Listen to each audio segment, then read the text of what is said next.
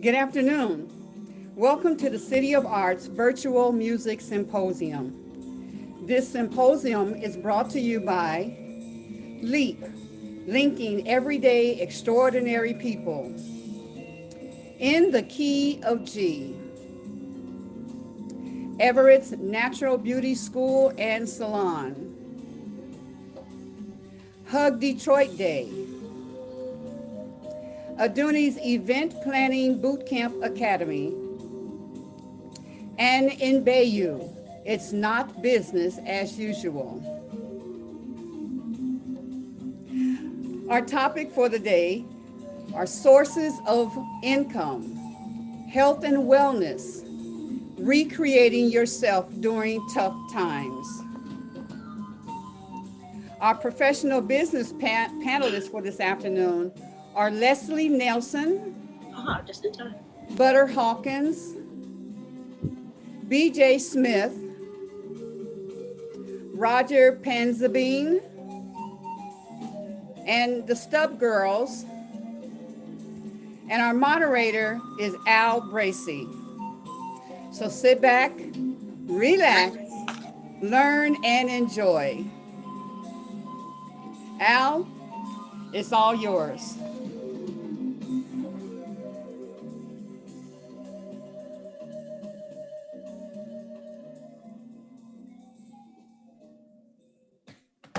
Take it away, Al.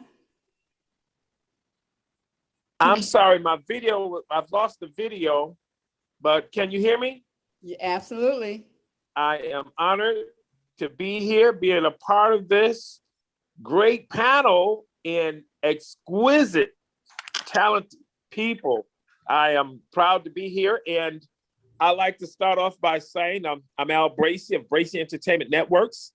I'm also a talk show host, a recording artist, a writer, singer when I have to, and I'm trying to get this video on. I don't know what's going on with the video part. If you guys can hear me, that's enough. But for those who never see me, I'm pretty ugly. I'm not that attractive, so you're not missing it. Oh, hush. We see you. We see you. Oh, y'all see me, but I can't see y'all. That's crazy. Oh, But crazy. anyway, I want to take time out to let everyone introduce themselves. Like Sheila had said, we can go in a certain type of order because I had a minute to talk to Liz, and she was so interesting. So I would love to start off with Liz. Okay. And before you start, Liz, we need to get Al. We need to get your voice and okay, your camera's good, but It's your good. voice, I'm you're not going with me. in and out. What are you using? Well, on my phone. I'm on my phone. I'm on my iPhone. Maybe I should leave and then come back. Maybe you think that'll help? Yeah. On my screen, it says your bandwidth is low, so you probably need another location. Ah, okay. I'll do that. And the outside jackhammer in front of the house, that's a bad thing. Okay, I'll be back. You guys get it started, but I'm coming back. Okay. So Go ahead, Liz.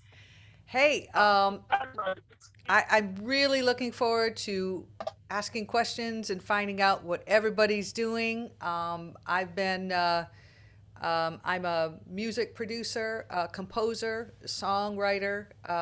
I was on Atlantic Records in my 20s, and then I was in Hollywood and worked for Madonna, and then I was a publicist for Michael Jackson, Snoop, and Dr. Dre, and I worked at Creative Artist Agency, and then I started my second label when I came back home in 2000. Wanted to come back and get some good Detroit vibes because I was just starving for something real.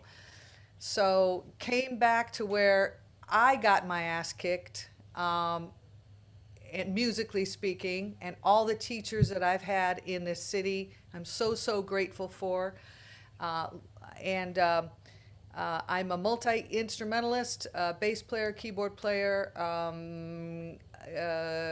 guitarist, singer. So, you know, but composing has allowed me to use all the stuff that I've learned. I've taught myself orchestration, you know, how to orchestrate, and now I'm doing music for film and TV. And as of this week, I'm releasing my first of 17 different projects, which is mood music composed for meditation, yoga, and healing. That came out today exclusively on Pandora and will be out next week worldwide. So I'm feeling super lucky, especially after this year, just going, whoa, what's going on, you know? So this idea of reinventing is something that, you know, we have so much we can share with each other to help each other out. And I want to definitely find out what everybody else is doing. So that's basically me. Oh, great, Liz. Even though I missed everything, but I'm gonna catch myself because I have your phone number. Yeah, there we go. We'll talk. We can Zoom Definitely. anytime. You can drop in this studio anytime. You just text me, go, hey, you know, and I'll say, hey, coffee? Sure, you know. So it's All like, right. yeah, drop in. That's great, Liz. I appreciate you. Got a beautiful, kind heart. I want to move it over to Mr. Butter, who jammed last night. Matter of fact, now, hey, Les, how you doing? Hey, I guess you're next. You popped up on my screen. well, I was trying to go to BJ next. For You're trying to go to BJ. Is that Yeah. Butter? No. Okay, then. Butter. All right. Then. We're going in motion. Let me give him a big introduction. Ladies and gentlemen, last night, live on stage at Burnt's 2727 Russell, he was doing his thing. But guess who was doing that thing also last night? Detroit's own Al Bracey on WDDS Dirty TV. Make no mistake about it. Every Thursday night, Sonic Soul from 8 p.m. to 9 p.m. You can check me out live. Make no mistake about it. You can also check us out. If you missed my show last night, you can go to Facebook, you can go to Twitch, you can go to Twitter, and you also can go to YouTube. So me and Butter, we was doing our thing last night. So I'm gonna turn it over to Mr. Butter, the Butter Man. Hey there, everybody. How's it going? Hey, Butter, how you doing? Good. Thank you for having me on the show today. I appreciate it. For the second time this week, I feel special. You are. Yeah. So anyway, I've been playing drums, as some of you may know, since I was about 3 years old. My mother and grandmother, my aunt and my grandmother started one of the first black drum and bugle corps out of Detroit. It was called the Detroit Thunderbirds, which originated sometime in the late 40s, early 50s. My mother was a drum major. My aunt twirled the flag, all that kind of stuff. So I was just that kid that was just supposed to do it, right? Always hanging around the drum line. And anyway, you know, it was funny because as a kid, I remember 5 years old, they would put the drum on me and the drum was too big, but I knew all the drum cadences. So I would play all the drum cadences with the drum line. And so it was real cool, you know, one of those special moments like, hey, look at me, everybody. So anyway, as time moves on, I grew up, started traveling with some more competitive style of drum corps. Started with the Glassman Drum and Bugle Corps out of Toledo, Ohio. And then I went to Madison Scouts Drum and Bugle Corps, which was in Madison, Wisconsin. And there I won the World Championship Snare Drum Competition. Wow. And so that was special, right? I wasn't expecting to win. I was just going to have some fun. And then all of a sudden, my name goes up first and it doesn't come down. And I'm like, oh, wow. Yeah, Nice. That's a nice feeling. Like, right. Pinch me, I'm asleep or something, right? So anyway, moving right along, move on. I had a friend who was in Atlanta. He was a Navy recruiter, and he started working with the high school, and they started flying me down there and doing drum clinics. Well, it just so happened during my tenure there, that same school was asked to do the movie Drumline. So the kids that I was teaching was in the movie Drumline, right? Participating in that movie. And then after that, I started doing the play, which was called Halftime Live, which was Drumline Live. If you ever seen Drumline Live, the play, well, a lot of the choreography and all that, it has my name on it. Yeah. Oh, wow. That's cool. Right. And then moving fast forward, I had the opportunity. Are you still getting royalties from that? No, you know how Oh. they do us. They Barry Gordy'd us, you know what I mean? Right. So anyway, movie fast forward, they had the auditions for the some cast in the movie Sparkle for the band, and someone told me, and I went, and they picked me to be in the movie. I'm the drummer, one of the drummers in the movie Sparkle. I'm in the scene, all of the club scenes that was taken over at Cliff Bell's. So all the club scenes, that's me on drums in the back, Oh, wow. which is real Okay. cool. I'll tell this story real quick. So it's funny. So I get up, I'm friendly, I'm happy-go-lucky. So I get up in the morning. They had us go to this one site where we had to park our cars, and you get on the bus, and they'll ship you over to where they're shooting the movie, right? So I get on the bus. Hey, everybody. You know, people looking at me like, it's too early. We're not talking. Okay. So anyway, we get there, and I'm just kind of doing me. I'm twirling my sticks and, you know, being goofy and having fun. So the director says, he comes over there and he starts talking to me. He's like, hey, that's pretty cool, you know. He starts telling me about how his daughter takes guitar lessons and blah, blah, blah. So he's like, wait a minute, let's do something. He stopped everything on the set. It's like, I want you to do that thing that you do with your sticks. We're going to play the solo and you do that. So the whole movie stopped just to watch me play a solo and twirl my sticks. Man. Oh, wow. Everybody stood there clapping. Right, All right. that was all great. That right. was great. So now, like 14 hours later, it's time to go home, right? It's late, time to go home. So I get back on the bus. Those same people who I spoke to, who did not open their mouth to me, it was like, oh my God, it's the drummer. Yeah. It's like, you gotta be kidding me, right? You You saw gotta be through kidding it. me. Yeah, yeah. Oh, man. Oh, yeah. Yeah. So still loving you know, appreciate the love and people who, you know, acknowledge me from that. But fast forward to the pandemic. So the pandemic happens, right? Oh, let me back up just a bit. So I have many jobs over. Anybody who knows me knows I'm not afraid to start all over again. I've had so many careers. It's just whatever. Anyway, I mean, I just passionate about life, and I figure if I could do anything. I'm the one that I believe I can do anything. So anyway, I got my my trainers because I love to exercise and work out and all that kind of stuff. I'm kind of my aggressive side. I did martial arts and all that kind of stuff, right? But I'm not a bad guy. I'm just aggressive. I like aggressive stuff. So anyway, outdoors, all that, right? So anyway, I started training, got my personal training certification, and then I started cardio drumming. If anybody know the cardio drum, I did that last week, right? Or a couple days ago, the cardio drumming, and I was working at Planet Fitness and all that kind of stuff. I ended up quitting Planet Fitness and going independent. You know, I had my own line of clients and all that kind of stuff. So life is going well. So then here comes COVID. Boom, it's over. Everything that you love and that you were doing and that you built up to this point, I was ready to get a patent for what I was doing. All this kind of stuff. Oh, the drum corps. I partnered with the church who got grants because I was teaching kids over there. They wanted to start a drum corps. Well, COVID knocked that out too. So anyway, I went from like 5-6 streams of income to nothing. Whoa, yeah. Nothing. Nothing, right. Right. So it's like, okay, what are you gonna do with yourself, right? You're here. You're used to I'm used to going, and now you mean I have to stay home all day? You gotta be kidding me, right? Never did that before. So anyway, so I'm like, okay. I started learning Forex. Anybody know what Forex is? It's like foreign currency exchange. Yeah. It's like you have American dollars. Here's a short example. You have American dollars. You go over to Canada. You go to the exchange. You say, I need Canadian currency for my American currency, you know, and chances are, at least back then, depending on when you go, they may give you more money, right? Right. So that's kind of what Forex is, just on a larger scale. You do everything from your computer trading, you know, and then you start, you could trade indices like gold, silver, oil.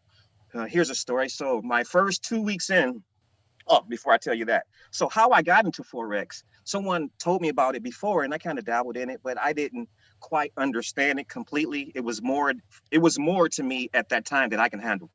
So later on, another young guy at the gym, he was like 17, 18. He comes, he says, I'm quitting my job. I say, you're quitting? What are you doing? He says, I started trading. I say, trading? He says, yeah, Forex. I say, yeah, I heard of Forex. I say, tell me this. How much money did you make last week? He kind of chuckled. He said, I made $5,000. What? You made $5,000 at home? Oh, sign me up. I'm there. Right. So my first 2 weeks, when the pandemic started, no one was driving, right? I had like 80 bucks in oil. I had a 10-cent trade. Well, I was in it for like a 10-cent trade on a sale. That thing dropped all the way to the bottom. I made $1,000 in 2 weeks. Couldn't believe it. I was like, whoa, this thing is real. So started getting more serious about Forex, and then lost it all, right? Because I went in with a gambling mentality, like, hey, every day I'm getting up and I'm going to trade. Well, what it did, it taught me about myself, how to have patience, wait for the right setup, all that kind of stuff. So I learned a lot about myself during the trading, about my temperament. You got to have a right mindset when you're going doing stuff like that. You can't go in with the Motor City casino mentality. You know what I mean? I'm gonna reach today, or you're gonna be broke today. Is what's gonna happen. Yeah. So anyway, so then I'm on Facebook and I see this ad comes up for life insurance. And I said, I remember a guy at the gym was talking about life insurance. It was this guy, him and his wife would come and work out. And they were like, oh yeah, my life is good. Me and my wife, we travel all over and all I do is life insurance and blah, blah, blah. I was like, and then he was like, I've been watching you, how you deal with your clients and blah, blah, blah. And this may be, something you would like to do. And I kind of looked at it, but life was going good for me. I had cardio drumming. I'm gigging almost every night. I'm the personal, trainer by day, gigger by night. To a couple of churches on the weekend. I'm playing life as well, right? So I'm like, no stress. But when I saw this, I was like, I'm going to try that. So I gave the phone call to the people who they had on there, and they gave me a on the phone interview. So the lady said, are you sure you want to do this? I said, yeah. She said, you have time to study? I was like, we're on COVID. I have nothing but time to study. right. So they sent me the platform. I learned got the material, passed my state exam on the first try. I was so happy because I had so many people telling me, oh my God, that state exam, I took it like 5-6 times and I missed it every time by 1 or 2. So I'm kind of have this, the little animosity, like, whoa, I'm kind of nervous. But anyway, I thank God I just passed it on the first time, then got certified with the state and all that kind of stuff they sent me. And then I started learning about money that I'm like, why didn't they teach this in high school? About how you can make money off just an insurance policy, how your insurance policy grows, how it grows with interest. Interest grows on your policy and all this kind of stuff, and how you can create, wealth and all this kind of stuff just based on the situation. You don't have to wait for somebody to die. You don't have to wait for somebody to give something to you. If you have the knowledge, is the key thing. If you have the knowledge to know what to do, you can set yourself up to be okay as you get older. But nobody teaches this. It doesn't exist in our world, especially in the Black community. And I hate to say that because it doesn't. Our mindset is if I just work hard, the harder I work, the more I can earn. Well, no, it's the smarter you work. Your dollars, somebody told it to me like this, your dollars should be like little soldiers going to recruit other little soldiers to be a part of your army.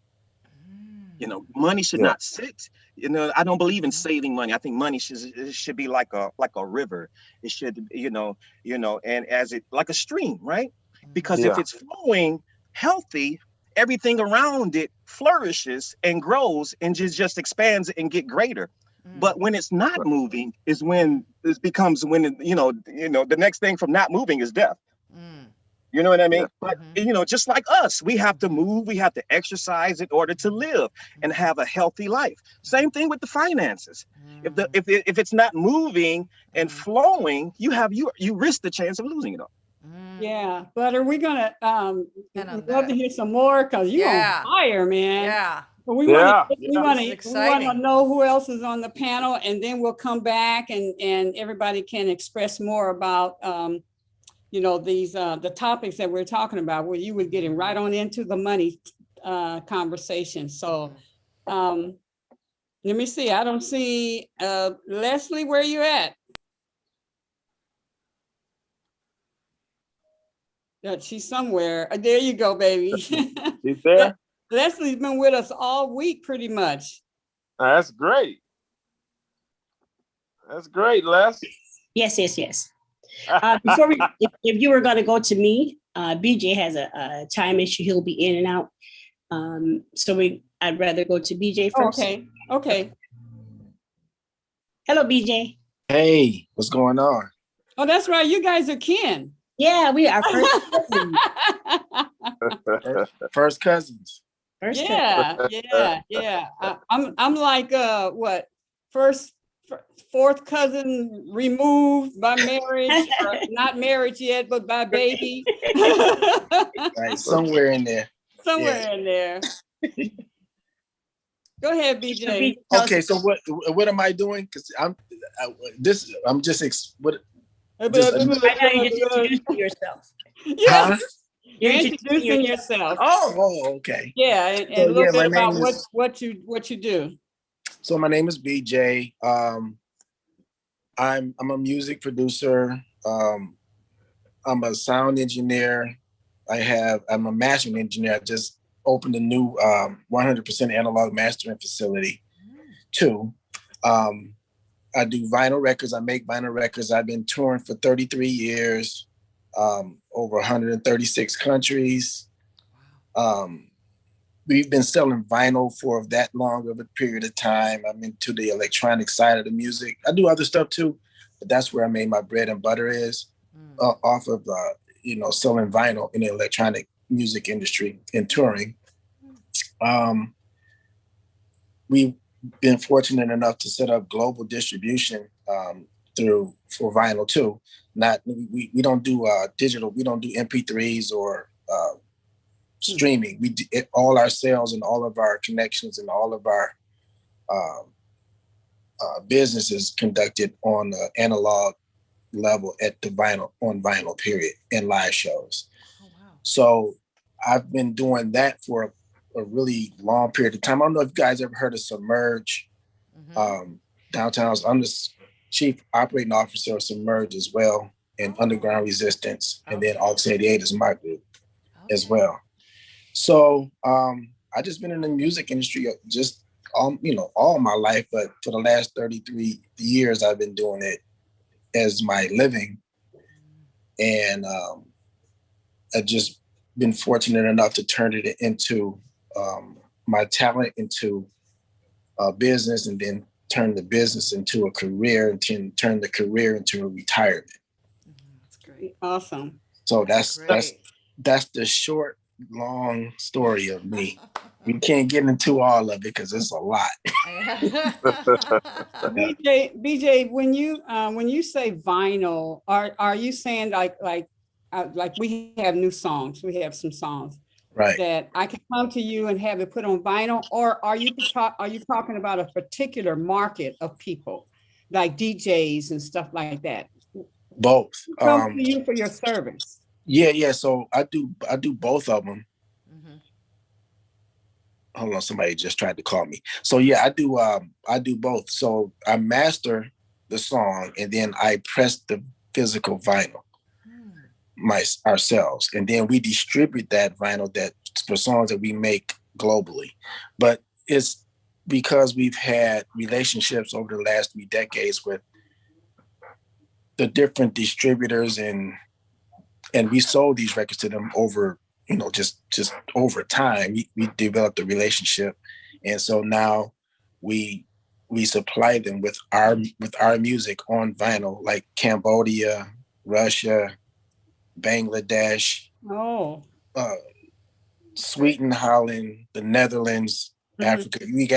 We position ourselves to where we have the direct relationship with the mom and pop stores in that demographic. So now that's how we did it. But yeah, to answer your question, yes, we manufacture it, and we manufacture it because we make music to put on vinyl to distribute ourselves. That's why we do it.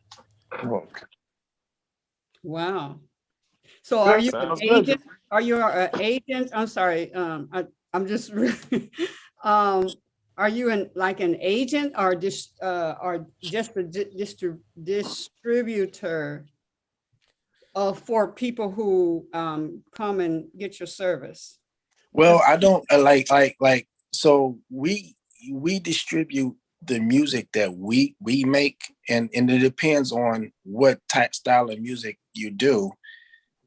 We will distribute anything, but our concentration has been all over these years, and since we built a relationship in the electronic music industry, we're heavily infiltrated in that market. So that's what we've been concentrating on the vinyl side. But again, I've done, I do hip hop too.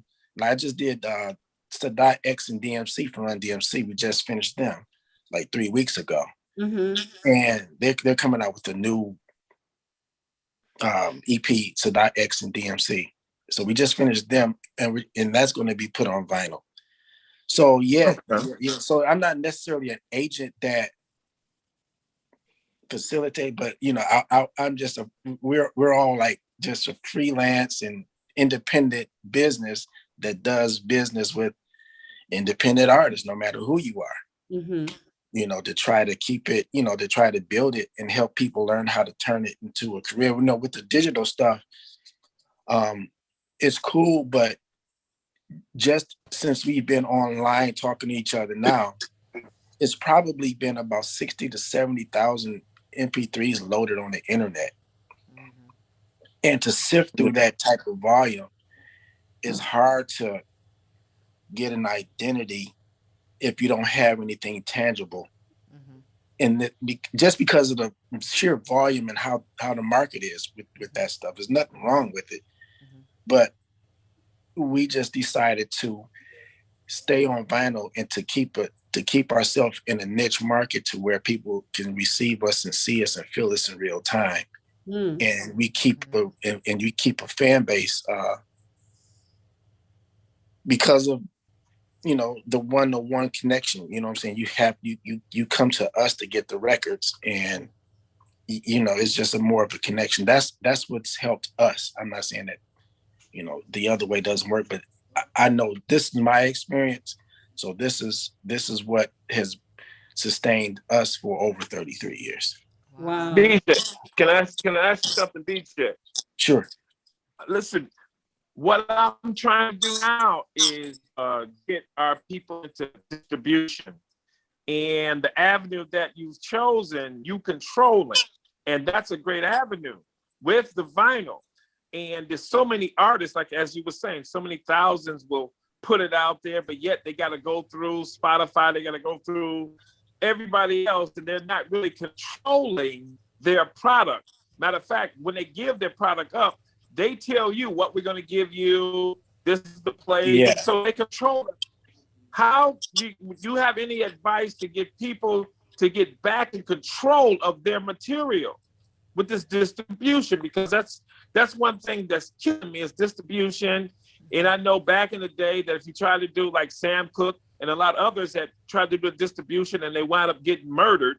But today is a new day. And I think that you cracked the code with the avenue of sticking with the vinyl. I think it's a great thing. Yeah, man. What I would tell people is that this is kind of like, it's tangible. Okay, so let's go back to Spotify and iTunes. Yeah, you don't control it. You own the copyright, you own the master, you own the publishing, but then you're on another platform.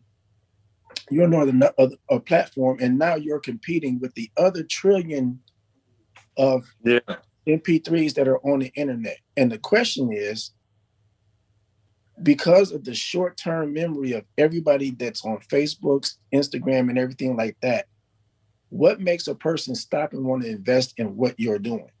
And there's a trillion people they need to invest in, and they have to sift through it. See, and it's deceiving. The internet can be extremely deceiving.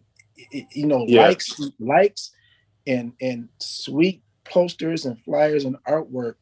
The question is, does it translate monetary? Can you monetize that? Right. And I've found out over a period of years that, you're out there and but you have to guide them to it. And then at the end of the day, they're not going to buy it. They're going to stream it. Right. Yeah. Because you can't buy it. You can buy a pair of gym shoes, but you can't. But if I just want to look at a pair of Nikes, I can just go on the internet, and that's the difference. It's just like records. You can buy a record, and it's your record. You can buy gym shoes, and it's your gym shoes. You know what I mean? And so independence, it's a patient thing. to where you're for me, this is how it worked for me. I never sold music. I was hoping that all people would buy into what I was trying to do, buy into my art, buy into why I'm doing it. People would buy into the purpose, because it's a million songs, man. You have to be able to make an attachment to your fan base and become something that they want to be a part of too. And I've just found that vinyl, when a person buys a piece of vinyl, they went to the store or they put their credit card in and they got it shipped to them. That means that it meant something. It's that extra step. So so for me, it was a slow roll, and then eventually it caught up. You know what I mean? Okay. So now I look at just independent art across the board that way. It doesn't matter what you do. If you're a band, live singer, sell art, it's that analog and that analog way, meaning that the connection to the people is what makes a difference. Because like I said, the MP3s are cool, Wave is cool, Spotify, you can stream it and all that. But if you're waiting for that to pay your bills, you better have like 5 million streams per month. Right. And then you better have a marketing machine that can make sure you can get that 500 streams a month. Yeah. So let me ask you this, BJ. Quick question. Now, do you think that, I know that as far as turntables with the vinyl, that is like most DJs, but do you think we ought to market people to go back and get the record players so we can do the vinyl? Because I'm trying to find ways as to where we can control this again. And the outlet that you're doing, it might be that we probably went too far with the cassettes. We may have went too far, with the CDs. We may have to go back into something that we can control in this industry.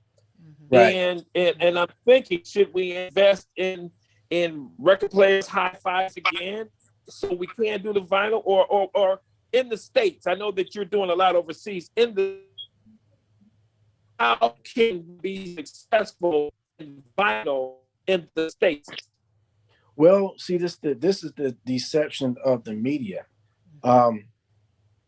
Technique 1200s and Marantz, they never stopped making turntables because vinyl was always being made.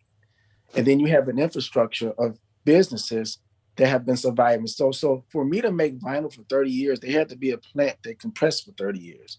There had to be a plant that make record jackets for 30 years. There had to be a place that creates the vinyl so you can press on it. So there's an infrastructure that has been surviving too. It's just that the media had moved it to where they can take control by making it easier for you to give them your music and take it out of your hands. That's the first thing. Yeah. The second thing is that how do you get back in control of it? I think the product is important, but the culture is more important. And see, when the culture is washed down and spread out into these small millions of pockets on the internet or wherever you go, it's hard. So building the culture of independence to where people will want to come to the culture of independence and live in the independent way is what's going to drive independent product sellings and markets. You know what I'm saying? Okay. Yes. We created this thing called the Filthy Americans Arts and Culture Center over at Art Park. And it was designed for doing just what we're doing, bringing culture into a common place to where you can build the culture. Because once you build the culture and people get a chance to feel like being in the same place with the same energy and transferring that, you'll build sales. You have to get them. You have to meet people where they are. Right. And let them feel the culture and be around it and be in it. A lot of people are. I watch I watch them. I watch these kids. They're guided by the internet, and they're basically they're following whatever the internet says is the right way to do it, and it's removing them further and further away. From reality, really. From reality, from and their own reality. And now everybody's shooting for the same trophy. Everybody, the success is how many likes you can get. If you can get signed, how many videos you got shown. That's what success is. It never equals your pocketbook. I'd rather sell 5 records and make $50 than to have 3 million streams and make $7 or 2,000. Right. Let me ask you this: is Archer still pressing records? Yeah, Mike Archer is my buddy. We work together. He presses. He's right over on Davis, and he's never stopped. Like I just got off the phone with him like 3 hours ago because we got some more stuff being pressed out from him that we're getting ready to put in the system. And that's another thing. He never stopped pressing records. He's still there, so it never went anywhere. Okay. You know what I mean? Asking a lot of questions for him. Yeah, a lot of questions. When I think about all of when you're talking about something that's tangible, because people who collect has collected albums, those are treasures. Yeah. So those are valuable. But when you just download something, it's just in some kind of list on the internet out in the clouds or something. Right. But, because Philip has boxes. We didn't even open them when we moved over here because we didn't plan to be here that long. And but you see people, they have a wall full of albums, right. albums. You know, and some of them are pristine. They pull them out and they're perfect. You know, and you can always hear that and hear that sound of the. We were talking about that the other day. The sound of the needle hitting the record. You know, and that all that it brings up so much memory and stuff, but. Yeah, if you like I said, you can take your phone and say, well, here's my CD, you know, or something like that. Here's my music, but you can't give it to them and they actually value that way of having the picture and all of that. You know, they still talk about the Ohio players and stuff. And that picture of the honey or something like that, because you know, my video we just created. It's just valuable like that, memorable. It is, and that's you know, Sheila. Go ahead, BJ. And that's another reason that you know, I went, and I don't mean to go off until an analog tangent, but I just I see the disconnect between you know the digital and the people. That's why. So that's another reason I went 100%. I've always been analog, but I turned my mastering studio now is 100% analog because I wanted to touch the music. And it's the same way with records. You know what I'm saying? It's you know, physical things, they have a spiritual connection to them. Mm-hmm. There's everything you can touch. Once you touch it, your muscle memory and your nerves and everything, you absorb that stuff, and that's what I don't want to lose. That's why like for the last 30 years we've been doing it this way, and we've been able to, you know, tour like I said in over 135 whatever it is countries consistently, and it's not because we're so good at it, and we are good at it because you have to have a certain level, but it's the people. Like the experience of the connection. That's the difference. That's why live shows work.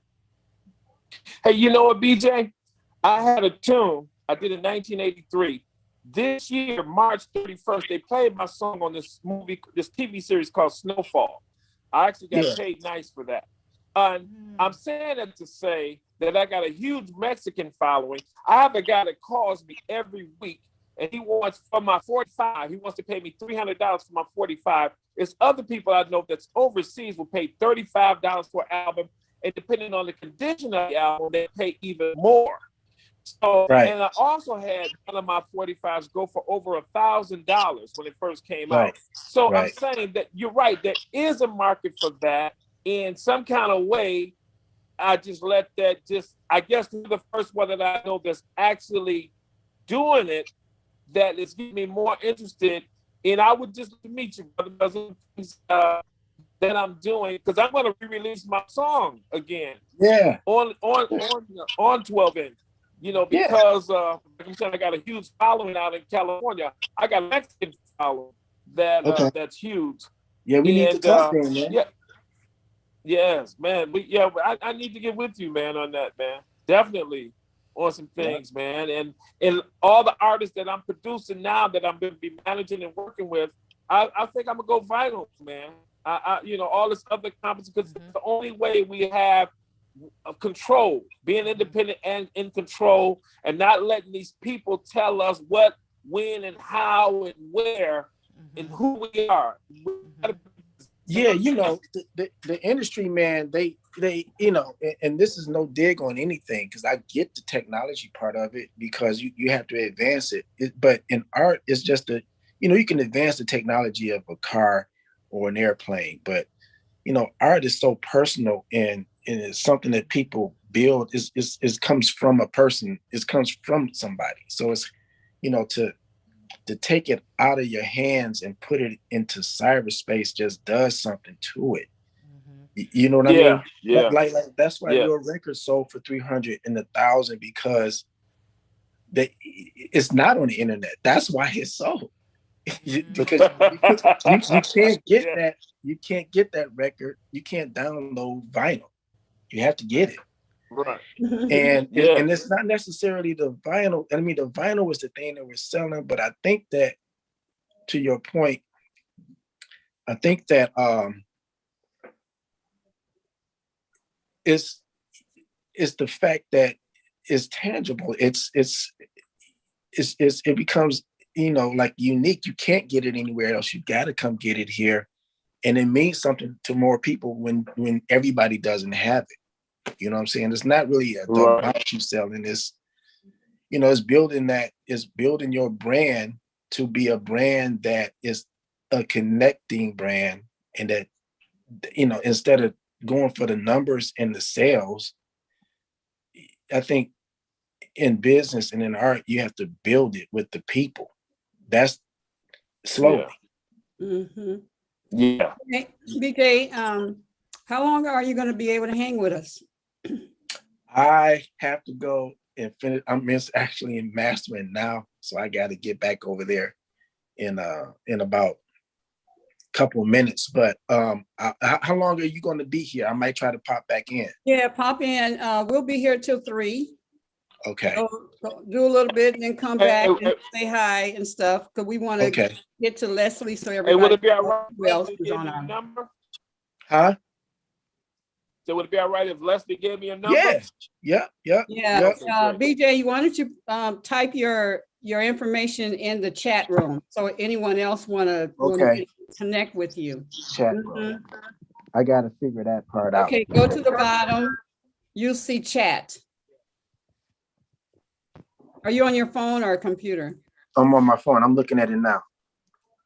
I'm writing it in right now. Very good. Yeah, just pop in and out with us. 4572. Okay, I will. And then, I'm glad. Thanks for having me on too. I appreciate it. I didn't want to be too long-winded. Yeah. But you guys take care, and I'll be talking to you. Okay. All right. Excellent. All right. Thank you for that. Yeah. Bye-bye. Thank you. Bye. All right. Who else we have, Leslie? Yep, it's Leslie's turn. Oh, okay. My turn. Okay. Yeah. So Sheila and Rodger are not on here. No, they're not here. No, Rodger had to do a show today. Okay. Okay. Well, hi, Bracey. Hey, how you doing? The momia. Yeah. So I thought I'd do a little little advertising while I have my shirt on. Absolutely. Absolutely. I got to advertise too. Yeah, I actually had on another shirt. It's a perfect time to spread the momia. Okay, so that's right. My name is Leslie Nelson. And that is my entertainment name and my maiden name. My legal name is Leslie Ferguson. I happen to be married to a Keith Ferguson. He's a musician, an entertainer. So I am first a wife. I'm a mother and now a grandmother of 2. I'm a vocalist, an actress, a restaurateur, landlord. What else do I do? I'm the president of Demamia. Yes. A friend and warm heart to many. That's Absolutely. me. That's me in a nutshell. Yes. And you also recreate, Les, you know, how many other restaurant owner? Come on now. Yeah, I said restaurant. You do a lot.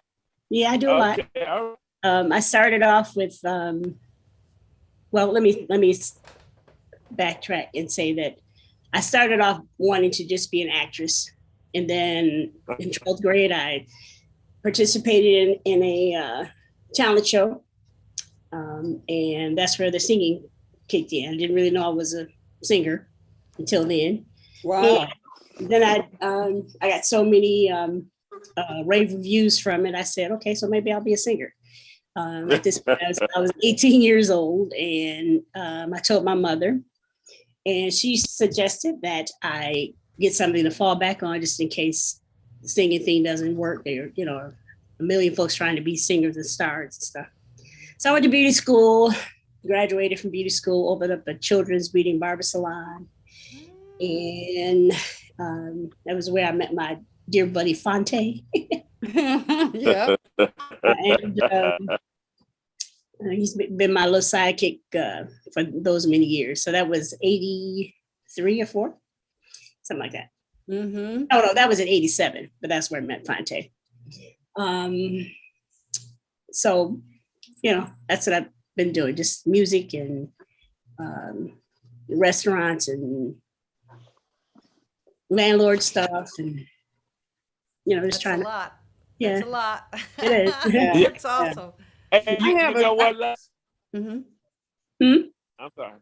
No, I had Priscilla Price on the show yesterday, and she gave you and Gwen Fire the highest praise of Detroit jewels that haven't really been discovered, like out there, like Beyonce and all. But she really gave you a high praise. So go back and watch the show. You can check it out on Twitch, Twitter, Facebook, or YouTube. Okay. That's WDDS Dirty TV. I will. No mistake about it. I will. I have a question for you, Leslie. Yes. I've never heard the story of you getting pregnant with Demamnia. You know what? Because I really relate to your visions. You know, anyone who has visions, that you first become pregnant with it. Yeah. And then you go through all the birthing pains and the joys of all of that. And then once it's here, now you have to raise it. And now you have to deal with aunts and uncles, and you have to protect it. And sometimes you get tired of it. And then, you know, you're like, I quit. God, I quit. And then overnight while you're sleeping, the spirit will give you another idea. And it's like, you know what, you are not right. I done told it many times, God, you are not right. I quit that last night. And then another idea will come. And I know you've been, you know, I came here in 74. And I really didn't get into the music, but after, you know, wow, it was about Demamnia. It was about who you are and what you guys was doing over at Burt's and stuff like that. But being an organizer, I also know the ups and downs and the trials of those things and the joys of them. So could you just share, you know, some of that, and then where you are now with it? Okay. Excuse me. You want to go? Yes. Somebody else. Leslie, before you start, because I was going to ask the same question about Demamnia and what it is. You were talking about your T-shirt, but we can't see what it says. Oh, it's let's see. Can you see it? Now we see it. Oh, that's beautiful. Yeah, it's our logo. Good. Do you sell them? Yes, we do. Okay, good. All right. Okay, so I'm going to start from the beginning with Demamia. It started out, there was a drummer. He got killed after a gig, and they burned him up in the car. I think it was some racial intent in there or something. Nonetheless, he had a funeral. It was a huge funeral. Andre Hawkins. Andre Hawkins, yeah. So all the musicians and entertainers were at his funeral, and we were there, and everybody was talking, and the procession had left, and all the musicians were still there in the lobby outside, and it got so long that the funeral director started flicking the lights. So get out of here, So it was myself, Annie Harris, and Jimmy Cates. And we said, this is sad that we need to get together and it not be a funeral. So the first original picnic was formed right there. We had our first Demamia Jamboree. It wasn't called a Jamboree back then. It was called a picnic. And that went on for about, I guess, maybe 10 years we had that picnic. And then we moved it to Belle Isle. And in 2008, I believe it was 2008, we formalized it. And myself, Thornetta Davis, Gwen Fox, Jackie G formed the board. And we started gathering members. And our purpose was artists in support of the artists. And we hosted events to raise monies to assist entertainers in times of need, whether they needed to have their rent paid or help with the rent or gas to get to a gig, gas to get home, to be buried, whatever their emergency was. Mm-hmm. And today, I believe it's our 35th or last year we didn't do anything because of COVID, of course. So I think this would be year 36 minus the picnic not happening, the Jamboree not happening, which we are going to do this year too. We're working on the facility to have it. We've been talking, last year we had it at the hotel, no, not last year, year before last, we had it at the hotel on Porter Street. So we're trying to talk to them now to see about putting it there. It's a nice venue. I think you were there, Al, last year, were you? Yeah. I think I saw Dave Brandon. Dave was there. Yeah. Anyway, so that's pretty much what Demamia is. It's an association of entertainers, and that's the support systems as well as the entertainers. So if you're a roadie, manager, whatever, DJs, singers, musicians, makeup artists, any of the arts. So that's what the association is made of. And I'm sad to say that it has fell off a little bit because of COVID. We did nothing last year. I think we had a few Zoom calls, but that's about it. But we are picking it back up as we speak. So great. That's what Demamia. I have some Demamia with me in contract. I got July 2nd. You're breaking up. You're breaking up, Al. Really I'm breaking bad. up. Yeah. Is that better? Yeah. Is that better? Yes. Okay. Well, I do have some Demamia members that's working with me on July 2nd. Okay. And that's at 8031 Tireman at the TCBC Banquet Hall. And on that show, well, let's go with the headliner first. On that show from the Sir Charles Jones camp, we have Bad News. We're bringing him in from Atlanta. And this show is called From Atlanta to Detroit, the Family Reunion Show. And that's for... It's breaking up again, so you're going to have to put this information in the chat box too. Yeah, okay. Yeah. And, well, also, we have Silver Price on the show.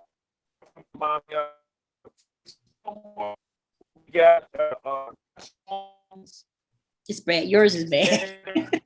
Yeah, Al, it's really bad. You gotta make some kind of changes. I'm from room to room trying to. All right, let me bounce to another location. Maybe I gotta go outside. I don't have no clothes, but I'm I'm gonna see. Is it better now? Actually, it is a little better. It's a little better now. Yeah. Stand at the front door to stay on the phone. That's why I got an AT&T because then I got Verizon, but it's the same thing. It's on the phone long, man. The services is, but yeah, it's happening from Atlanta to Detroit, bringing artists in as well as the local artists. I'm putting them together with national artists. It's the Family Union show, and that's all genres. I got neo soul, I got hip hop, I got blues, I got some rock and soul. I got some folk and soul. Different genres of music and different artists, but a lot of artists is from Detroit, and we got some Atlanta artists from Atlanta from the Sir Charles Jones camp. So don't forget to write that down. It's July 2nd. No, you're gonna put it in July. put it in the chat box so we can go see it. Yeah, Yeah. so you can have that commercial. You can always have the commercial, and you can always say, "Oh, I forgot what is that show?" Boom, Okay, go cool. to that commercial, and you got it. You know what I mean? Yeah. Yeah. And if you could just text it to me too as well. All right. I really did, but you probably didn't open it up. But let's go back to Demamia and talk about some of the artists that came from Demamia, Les. Well, we have over 300 and some odd members, and unfortunately for the membership, once you're a member, you're always a member. You can never quit. So, All right. a lot of folks say that, not a lot, but some folks have said, "Well, I don't need anything that y'all offering." Well, it's not about you; it's about those that are in need. That's right. That's so true. Yeah, so we just want you to be a part and be as active of a member as you possibly can. Mhm. And we support each other. Right. And again, let me say, things have fallen back. COVID just made everything crazy. But we're trying to open back up as the state is opening back up. Mhm. And I would like to extend an invitation to anyone on here that is not a Demamia member to become a Demamia member. Okay. I will chat my information on as well. Great. Well, Leslie, what do Demamia mean? Demamia stands for Detroit Metro Area Musicians and Entertainers Association. Okay. And they're All right. Great. artists in support of other artists. And it's a $10 a month membership. You use that money as well as some other things that come in, some other funds that come in to support the association. Today, we still, somebody might buzz us up and need to get $10, $20 just to whatever. And we do that. And sometimes they pay it back, sometimes they don't. The ideal is for the member to return it back to the kitty so somebody else can use it when needed. But that's Demamia in a nutshell. I got some news that I got to touch on, Les. Well, you're not the only one. When you can. Okay. Yes. Yeah. Now, another question about the Jamboree. What date are you looking to do the Jamboree? It's always been the last Monday in July. So Okay. this year is on the 26th. The 26th of July. Yeah, wherever Yeah, it's going to be, that's the date. Okay. And it's a jam session, and we have food. We've always had a great spread, from ribs to hot dogs, hamburgers, macaroni and cheese, cakes, desserts, all kind of desserts, and string beans and pasta salads and things for vegetarians and all kind of stuff. And it's where can we make the donations if we want to more so donate to help the people to prepare the food? Where is a Cash App or what do you got that we can help donate? It is Cash App and it's PayPal and the website. I have to get back with Pastor Bob, who does our website, and see where that is right now. But short of that, I'll post that information as well in the chat. Awesome. So we can get to it. Great. Yeah. So I Wait. Go ahead. You want to say something else, Leslie? There was, I kind of forgot it, but you had another part to your question. when did I go? So that was when I got impregnated with it. Yeah. And yes, it has been an ordeal. It's I must say that Orthea Barnes, she came to me when we first made it official, and she commended me, and she said that she tried it, and her words were, "These damn musicians don't let them disturb you from getting it. If you're gonna do it, stick with it and let it happen." And like I said, it's 36 years, so we did just that. And there's been plenty ups and downs. We have really good runs with things, and then there are times where people, you should say what you mean and mean what you say and do what you're supposed to do, but some folks don't fall through with what they're supposed to, so we're left hanging the bag, just in any, as it is in any business. Yeah, it's really trying when you're dependent on the very people that are in the need, or right. and then at different times in everybody's life, there's times when you can gift, and there's times where you need the harvest, and then there's times when people are just not interested. They're trying to deal with some other things. Right. And I think the being able to, sometimes we have to restructure whatever that project is or that business, and come afresh with it. So that downtime, what I learned in the Elizabeth is something, when I talk about Elizabeth, all of you are my Elizabeths. That means that when I come around you, just as, biblically, when Mary went to see Elizabeth, when she approached her baby leap, and our babies leap when we speak to one another, when we deal. I never call Leslie and talk anything about gossip or nothing. I never. And she never will hear it. It's about, what are you up to now? How can we help each other? I need to share some other things with you. Same with everybody else on here. And so it's about now helping those who are, especially when you're in a position to bring and already have brought a lot of people together, then there needs to be more support in how to get funding to you, so you can run a program without the $10 here and $10 there and stuff like that, because we can't do much with that.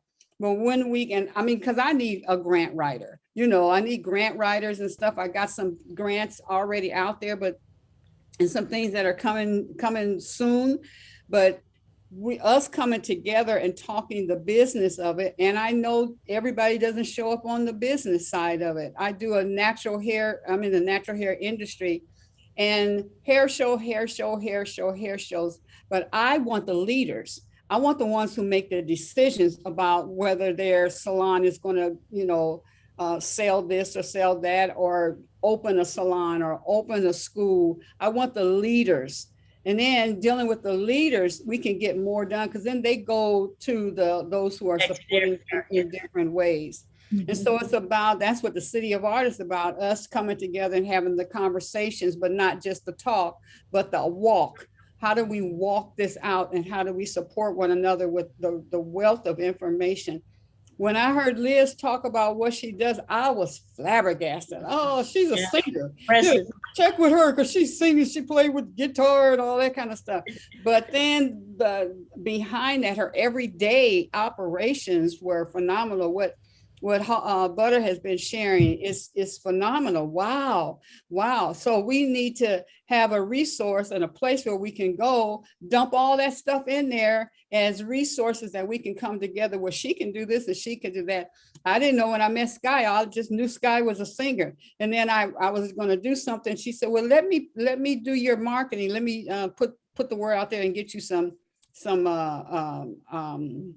the PR. Oh, The PR, PR. Yeah. And so I didn't know that she even did that, because I only see her in that light. Yeah. So it's about finding out, what are you more about than just your vocal? Yeah.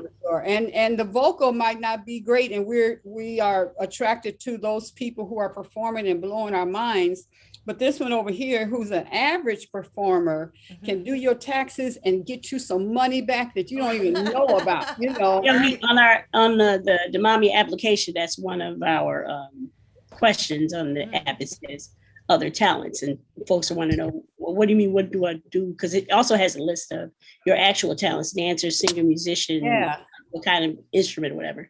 And then it has other talents, which means you are an accountant, you are a babysitter, you fix cars. Because we in the association, we would swap and discount members to the services that they do. So if you were a contractor, they would go to the membership and find your contact and have you come and do their plumbing job, and you give them a membership discount, which has usually been like 10%, stuff like that. Well, speaking of percentage, Leslie, are you a profit or nonprofit or 501c3? What is Demami? Demami is a nonprofit under Metro Housing, which is another, which is a nonprofit that we have. She's not her own nonprofit. She's what's the word I'm looking for? I think it's she's under the umbrella of this. She's a fiduciary. Fiduciary, yeah. That's the word. That's the word. Hey, let me ask you this, Leslie. Is Demami going to do the military, the Memorial Day event like you normally would do? The parade. It depends. It depends on. Well, no, the parade was made. We already they're happy, but we declined because I didn't get enough participants to be a part of it. But we will be doing the veterans event if the state is opened up for that. You know. For the Now, Leslie, I'm on the board of 2 veteran organizations. That's Fans of America and Brotherhood Garden Alliance. Matter of fact, I'm throwing the concert to raise money for these organizations. Now, let's go back with the song Soldier that you've done, that you recorded, and you put a lot of Demami members on that song. Now, I know your cousin, he does the wax. Have you ever thought about putting it on wax and putting it out like on wax? Because it's a song for everyone, especially in America. You know, I have not done the wax. We have CDs of it, but we didn't do the wax. Yeah, that might be just something to check out, because that's a beautiful song. Yeah. As a matter of fact, even Al Bracey's on the song, so that's a beautiful song. That's right. Silly. We'd like to get back with Butter to share some more. We want to talk about because we're talking about sources of finances and health and wellness. And recreating yourself during these tough times. And I know that with the health and wellness, Butter, you were talking about the thing that you do with the drums, and you were also talking about the insurance that you need. You know, how to make sure you have money coming in when things are good and bad. You want to share some more? Yeah, so there are many products that's not we just don't know about. No one tells us these things, and so my goal is to bridge the gap between that, is to be the information source, so that my people, the people that I love and see, who I know, who we just don't have certain things because we didn't have the knowledge to attain them. So what I've learned is that the younger you get your life insurance, the cheaper it is, right? Technically, you kind of want to shoot for a whole life if you can, because with whole life, whatever age you are, your premium will stay the same. It will not increase. The problem with term life insurance that a lot of us don't know, you hear people, well, I got $200,000, blah, blah, blah. Term is, it's only good for certain situations. So the problem is, when that term is up 20, 30 years down the line, and you're 20, 30 years older, the insurance is not going to look at you as that 20, 30-year youngster that you were when you got the policy. Now you're much older, so they're gonna base your premium off of your age. So that's why sometimes when we say, I deal with clients who want, they have this astronomical or sometimes a fictitious figure in their head because of and just misinformation. I want $100,000 policy. Okay, why do you need $100,000 policy? The purpose of life insurance, first of all, is to make sure your final expenses is covered. The first thing, right? And then there's other ways that you can use life insurance, like through IULs and things like that, where you can have you can earn money as your policy matures. And IULs can be tricky sometimes, because sometimes you say with the IUL, it has several payments that you can pay on it. Here's an example.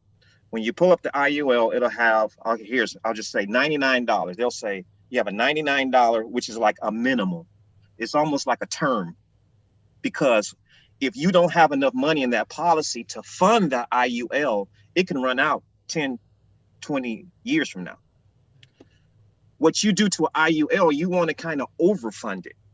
When you pay more into your IUL, it gains that interest. It has more money, builds up more interest for you over time.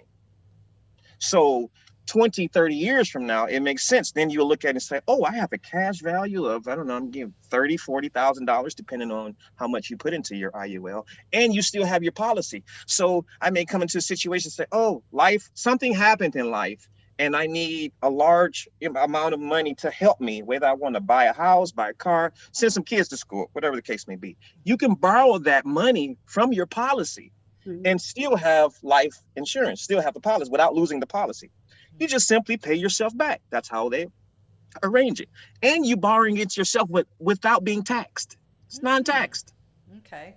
This is what we're talking about, creating wealth within yourself. You don't have to wait or, hand me down, or that, if we have the knowledge and we apply it early enough, we can definitely live a better life, financially speaking, like financial health, if you will. Yeah. I made my 20-year-old get life insurance. I told you, once I sat down and I explained it to her, because she has a good job. She's assistant manager over at the Notify Powerhouse. She's doing great. So anyway, and I sat down and explained to her, I said, baby, this is what we need to do. What I did for her, because there are a lot of products in the insurance thing, I did a term with her, but it was a term with an ROP attached to it. That means a return of premium. So she got a 20-year policy. At the end of 20 years, if God allows her to live 20 years, she will get all of her money back. Every dime that she put into the policy, you get it right back. Are you kidding? No, I am not kidding. Wow. Exactly. And let me say this, in reference to like an organization like Demomnia, who many times have had to pass the hat because they did not have any coverage of what you're talking about. So it's like, when people want to talk about insurance, it's like, oh Lord, and stuff. Yeah. But it's one of the things is that we don't encounter insurance until somebody knocks on our door. There's knocks on the door, and then we don't know. We either like you or we don't like you. It's based on your personality and such, But I think that we need to have more opportunities where we can really talk and ask questions and break it down as a group. And so that that is part of like a Demomnia group. Well, we're going to, focus on how to get your life together, not just doing a membership and gig, but really we want to help you pull your life together. Yes. Because these hands are cut off, or whatever you're using, your lips are blown up. You can't do that anymore. And then you're relying on a membership that either is there or not. You know what I mean? So I know exactly what you're saying. Yeah, what I find it it amazes me. I'm kind of speechless sometimes when I see how much money we would put into our I'll say having a good time.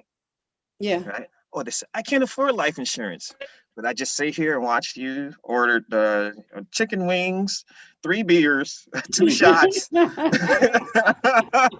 Right?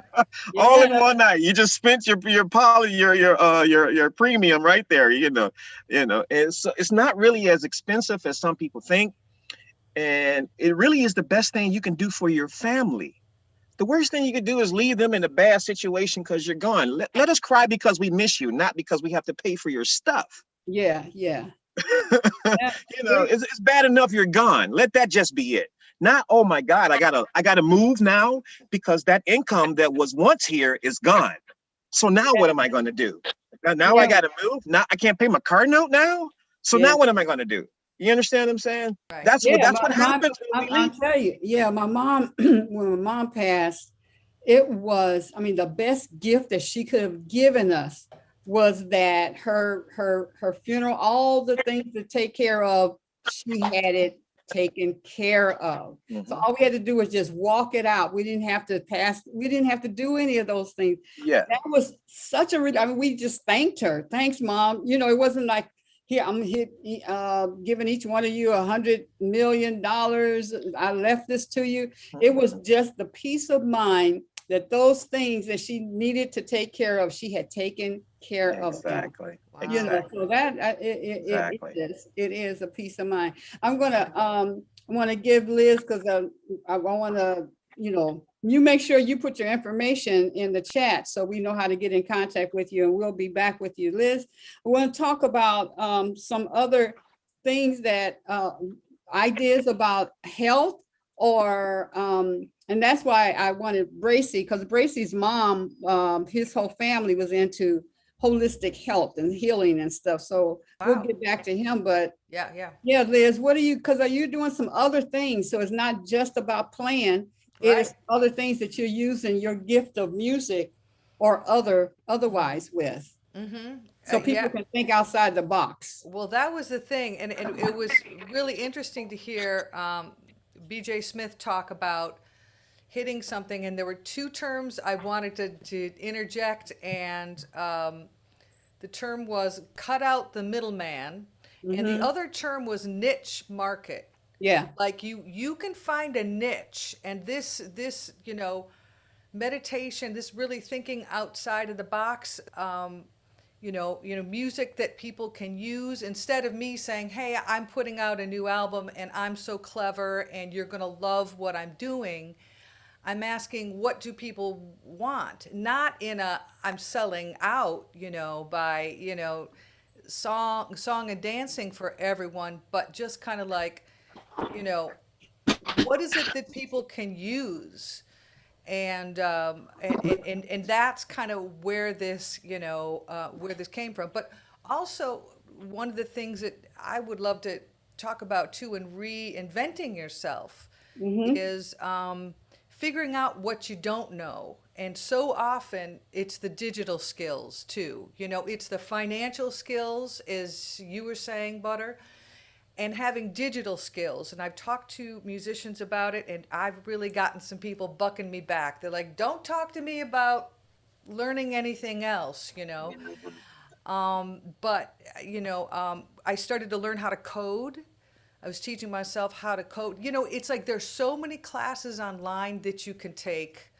And it's not embarrassing to say, I'm learning how to shoot and edit videos, but, learning the digital skills. Another thing this is a tip that's really helped me, learning how to do a PowerPoint presentation. So basically, if you're talking to somebody and they're starting to talk business or something, and you put together, you could use all kinds of things like a key point and PowerPoint, and do a business plan, do 20 pages, pictures, numbers, everything, and you send it to them.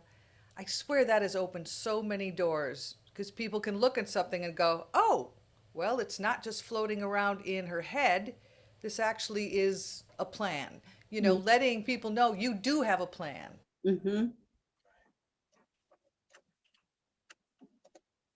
You froze. Hello. That picture is priceless, though, right? I know it, right? You're right. I know. I'm gonna get that. I'm gonna get that picture right now. Watch it stop before I get it ready. It is something else right there. Duh. Are you selling insurance right now, or Yes, would you sir. suggest another company? I am selling right now. I am a broker. Okay. So I All right. currently deal with about 12 to 15 different insurance companies, just to better meet your need. There's insurance for everybody. Okay, fine. I need some. If we make an appointment. Yes, sir. Yes, sir. I put my information in the chat. So if you want to, call me or email me, we can set something up. Definitely come and take care of you. I would love In fact, the chat. I don't even see the chat. Let me see. You said that it's down at the bottom. It should be. Yeah, I I saw put my it. glasses on. Yeah, but you see can it. also call me Al. I got it. I got his number. All right, thanks, sis. Al has his number in the text. Yeah, that's what I do. And it's Yeah, in- thanks, Les. Yeah. I do, Yeah. brother. Mhm. Yep. Cool. Let's set up an appointment. Mm-hmm. Yeah. So, Al, let's talk about the about caring for your body, and I mean, what control we do have is being holistic, or watching what you eat and stuff like that. Yes. Okay. Why is my phone trying to die? Yes. Yeah, my aunt was Mother Bracey, my Aunt Elizabeth, and she was one of the first holistic doctors in the state of Michigan. My Uncle Frank, was the first chiropractor and foot doctor in the state of Michigan. You can look that up. I tried to follow their footsteps, but I don't eat meat and all the other stuff. But we know that we really must change. And the reason why I had asked Butter about that, my sister asked me that again today. I don't know if she expected me to die or what. You got your life insurance? No, but anyway, so you don't have to ask me no more. So yeah, being healthy is if my battery die, I'm gonna do something to come back. It is very, very important that we look at ourselves and our lives much more serious because of this global reset. We have to now understand and find out what ingredients are they putting in this, putting in that. Because if you did the vaccine this way, which I'm not, but they're finding other ways to make sure you have a short term on this earth. So we have to be very, very much aware of the eating. Like now, I'm finna start fasting much more often, and that way you have to cleanse. We have to take a cleanse and detox ourselves and find ways to get some of this out. And I tell people, try to, if you can, 2 to 3 times a day to do a cleaning and make sure that your body is not holding in the bacteria, the bad foods, and sometimes bad water that we have. So we have to be much more aware. It's like Butter's talking about health. We have to walk and work out. We have to do these things because and like even in Michigan, it's more tougher for us because we have less sunlight. We need that vitamin D. That's why I shot to California. I shot Florida twice because I'm looking to say, well, I don't know if I want to be in Michigan where it's just cold half the time. I need that sun, that vitamin D all the time.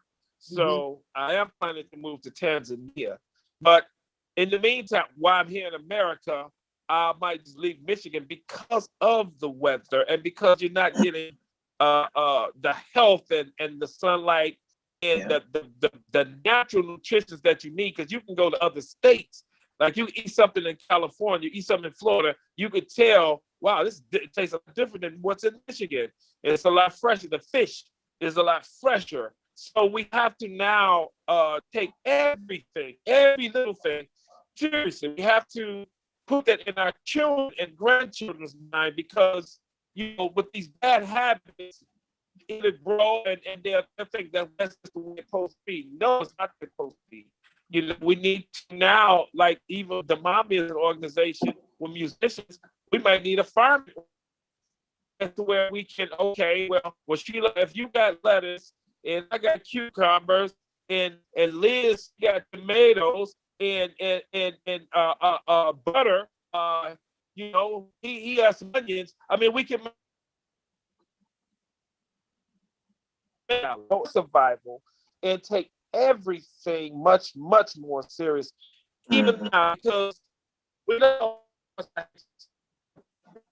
a lot of people. You're breaking up. Super bad. Man, it's wrong. Yeah, you're breaking up super, super, super, super bad. So I'm gonna. Yeah. You probably have to. You probably have to, put your arm around the place and put your foot, and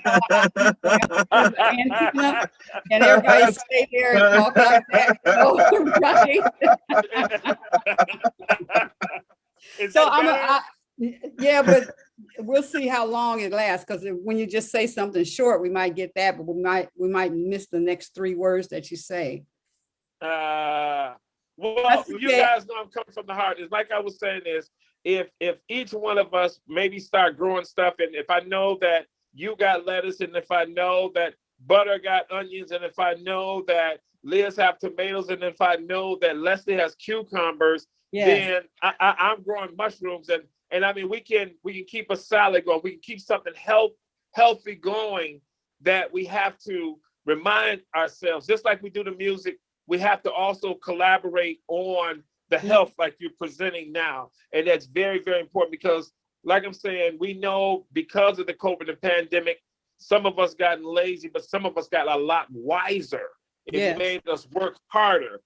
And we had time to think, and we took advantage of it. And we just didn't live in fear. You have most people living in fear, and they're wearing masks, looking like zombies. And okay, is this mask gonna really protect you? Do you really think this mask gonna protect you? But anyway, I want to go into that. We want to protect ourselves at all times, and our health is very, very much important that we do so. And I myself got to start getting back in the gym that I pay for, and I got to take advantage of. Even right now, it's no excuse not to just walk around the corner, walk around the house, walk around the block, just to do a little something that we can do. And maybe my life insurance policy would be cheaper if I'm in good shape, huh? Butter, now you said that you also were a, wasn't your coach working out, a coach? So my working out is part the cardio exercises. So share from what you offer in that area. Cardio exercises, cardio is king. Just to piggyback on what Al was talking about, definitely exercise is free medicine. There's scientifically proven that if you exercise regularly, you can prevent a whole list of things. You name it, from cancer, certain cancers, and the list goes on and on. Obviously muscle dysfunction, as you get older, your bones become more brittle, but strength training helps the bone density, helps you keep your bone density, all that kind of stuff. So people will be like, oh, I don't want to strength train, I just want to lose weight. Well, you need to strength train because you're getting older and you need strong bones. If you want not to fall and break something, you need to strength train. Bottom line, scientifically proven. Unfortunately, in our community, exercise is not pushed. You know what I'm saying? I found in other communities, with other nationalities, they'll pay top dollar for a trainer, the right diet, but unfortunately in our community, we blow it off. It's not that important to us. So I just think there needs to be a shift. And obviously it starts with the kids, just to develop a lifestyle of, you're never going to want to do it, when you have to do it. Most of the time, I don't want to work out. but I know I have to. It's like part of my day. So I make it the first thing I do. Like I say, whatever the most difficult thing for my day is, I want to do that first. Well, for me, it's exercise. I'm going to do it first. As soon as I don't have to look pretty when I go to the gym. You ain't got to wash up. You don't even have to brush teeth because people still wearing masks. So if you can do it with your own breath, go for it. You know what I mean? But it has to be a part of your life. If you want longevity, we don't know when we're going to die. I'm just saying this. If you want quality, we don't know how we're going to die, but at least while I'm here, let me let me live with a good quality of life, have a good quality of life. I don't want to be no one wants to have a cane or be pushed around if you don't have to, right? If it can be prevented, why not prevent it? Why take a pill when you can just go and just run around the block a couple times? Save you a couple dollars too. Butter, I'm just making this. I'm sitting here. You're making it sound like so easy. You know what? It all starts here. It This does. is the killer right here. The battle is in the mind. The battle, it really is. The battle is in the mind. If I can just, tell my mind to tell the body, hey, you're going to do this whether you like it or not. Or And not. just ask yourself, how are you going to feel in an hour? Because exercise is scientifically proven to make you more alert. Mm-hmm. Yeah, I don't want to do it when I walk through the door, but an hour later, woo, I'm so glad I did that. Wow. You know what I mean? You just got to get through the door. Don't even worry about what you're going to do. Just get there. And if you don't have a membership, I mean, it's beautiful outside right now. Yeah. Don't you run and walk? But what I found, even for me, I have to do it first. It has to be the first thing of my day. Because if I wait, if I procrastinate, procrastination is a killer. If I'm waiting on a buddy, I got to go do this and if I do anything else before my exercise, chances are I'm not going to make it. Do the most difficult thing first. And I promise you'll thank yourself later. You really will. Mm-hmm. Yeah. You see what Okay, I mean, it's so true. It's not only just it's what you eat, it's what you don't put in your body. It's the whole gamut. That's because you only have one body. That's right. You only have one body, and so if you don't work it like you should, I had been I was at a church, and how they tell you to come up and give an offering and stuff, and then the minister will minister to you and stuff. And so this was years ago, and I went up, I gave my offering, and she's, ministering to me and stuff. And then she says, as I'm walking away, she says, oh yeah. And the Lord said, you will live a long life. So, okay. And then I turned around, and then the Spirit also said, now how you live it is up to you. Mm-hmm. So, the day when Kevorkian was all the way live, helping people to die, said even Kevorkian can't get you out of here. So, so I had to make that, I can't go like, I'm so terrible. Could you just kill me? Help me die. It's not going to work because I've been forewarned. And of course, every decision that you make it, and you're creating your life because you made that decision to or not to do something that's either going to be beneficial to you or not beneficial to you. Yeah. And what I learned, something that helped me to transform, the gym thing, getting my mind right for the gym, is that I would get up in the morning and I would just I started with motivational material. Mm-hmm. That good pep talk, come on, you can do it, blah, blah, blah, and I would listen to that. And what I have found is that it started leaking over into my daily life. You know what I mean? In other areas of my life, not just in the gym now, because I'm in the gym, like, yeah, let's go, and I'm all pumped up. But I found it leaking into my job, into my relationships, and to the things that I'm involved in. And it just became so much more fruitful and good quality, stuff, just because I started that exercise regimen. It was all started from there. You know what I mean? And it just blossomed into something much more beautiful than I could have ever imagined, Oh, that's beautiful. And it's like pumping yourself up, like you know, before you are intimate with somebody, you have to prepare, not just all of a sudden jump in. Yeah, yeah, And your body and her body is like, crazy and stuff. yeah. But when you prepare, like at the beginning of the day, then that blood is flowing, you've meditated, you know, prepare the body for the rest of the day. Yep. Yeah, Yep. that's It's awesome. beautiful. I love it. Yeah.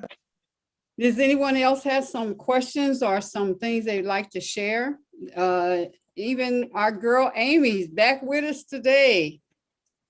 Amy's been one that has been every day. She's been with us. Oh, that's That was going to be my question. Who was the Amy girl?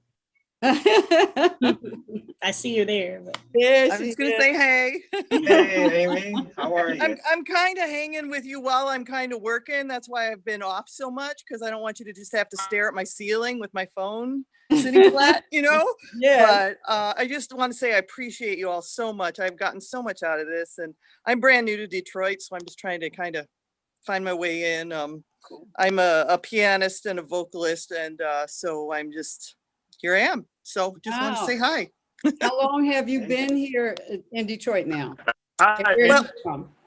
Yeah, well, I mean, my folks live near here now. They moved here a while ago, so I've been coming to visit them for a while. But I sort of, you know, just got settled here within the last couple of years, but just never really did anything. I was traveling as a musician. My background is more in theater and classical music. Okay. So I was just traveling, doing a lot of that kind of stuff. And then I worked on cruise ships for a while, so you know that was gone all the time. And now I have no desire to get back on a cruise ship whatsoever. So Was that because when they got stuck on the water? Yeah. Well, I mean, they get stuck out there, but also what happened with the COVID, and you just saw like cruise ships are wonderful, but like the people who run them are kind of corrupt and they don't treat the workers very well. And I just saw how so many people got trapped out there, especially you would see, you know, people from countries where maybe they don't have as many resources, people from the Philippines, other places like that. And they just left them out there and they weren't allowed to go home. And it was just really not good, you know? Yeah. So anyway, but that's just a whole side thing. But now I'm trying to get back up into it. And, you know, before I started traveling, when I was living in Chicago, I used to play like, you know, at weddings and, you know, all those things. So I'm trying to plug back into that scene. So awesome. Yeah. So have you been meeting through the musicians that who have been like phenomenal? Yeah. Oh my God. Some way of connecting that would help you with your game going forward? Well, the main thing I need to do is find other people who are doing what I want to do so I can get on their sub list. Yeah. Because that's what I did when I lived in Chicago. So that's the main thing I need to do is find like the other, you know, the other players who might like I think most of the people that we've seen on this you know, these events that you've been having are more of the people who would play the wedding reception, you know, like all of the bands and stuff like that. Yeah. I'm the person who would play the wedding, you know, because classical music and more of the I see what you're saying. Is more my thing. I can do a lot of pop music, but like, you know, if you put me in a jazz combo, they would know I was really faking it pretty quickly, you know. So well, so many people, many of the players and singers, they know and can guide you into some of those things, like Tish, she does classical music. Tish. Is she? Yeah, no, Tish. Trish Shandor. Trish, I'm sorry. Oh, yeah, okay. Trish, yeah, and oh God, what was her name? But anyway, yeah. So yeah, you could get with like Leslie would have a list of people that are more into the classical music. Joan Crawford. Yeah. Am I saying the right person? Yeah. Yeah, that's what they do. Along with, I know Joan also does jazz, but she does classical music as well. And yeah, we could turn you in that direction as well. Yeah. That would be great. So should I just contact you afterwards and you'll just Yeah, and then we'll, yep. Hook me up with some people. That's great. But it's just been nice to see you all and what a warm community this is here. And I've always, right now I'm out in the suburbs because that's where my folks live, but I would actually love to live in the city because every time I come downtown, I just sort of, it's just, yeah, it feels good down there with all of you wonderful people doing what you're doing. So yeah, I'm looking at your name. Do you know Paul Abler, the guitarist? Is he in Wisconsin? Well, he used to be here, but I think he went to no, I can't remember. I've got second cousins with my last name who are musicians, but they're not in Michigan. Buddy, you remember that guy, Paul Abler, a guitar player? Years ago, he played over at Bracey. He brought Cindy Blackman in. Years ago, it was like, man, when you were 2 years old. Years ago. Yeah, I don't know. Hard to know. Yeah, but anyway. All right. Well, thanks for joining us and hanging with us. Let me see.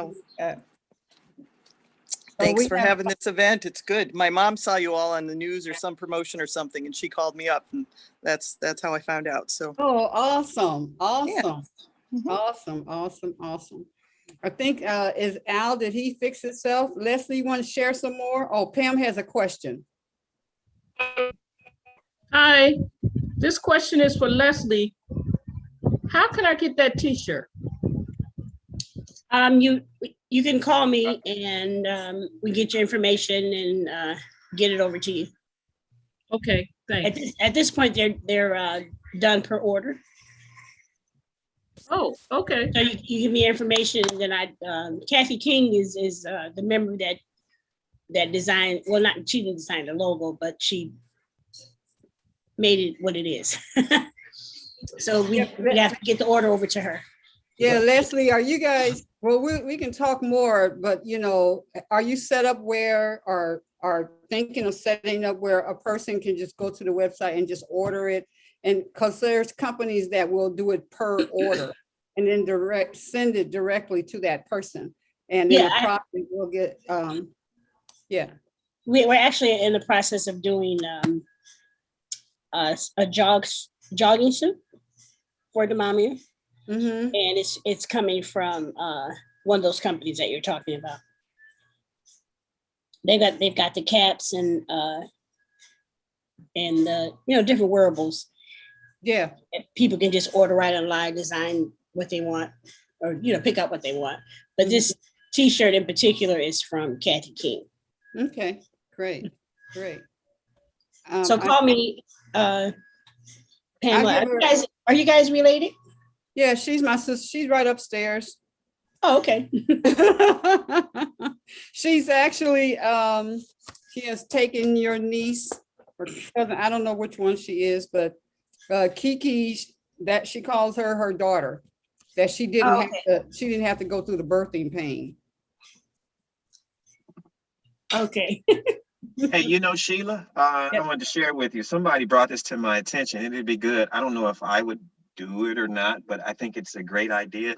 Is that they should have like or we should have something like health. We were talking about health and fitness for our musicians. I noticed like when keyboards play, their posture oftentimes has a hunch, even like or bassist, you know what I'm saying?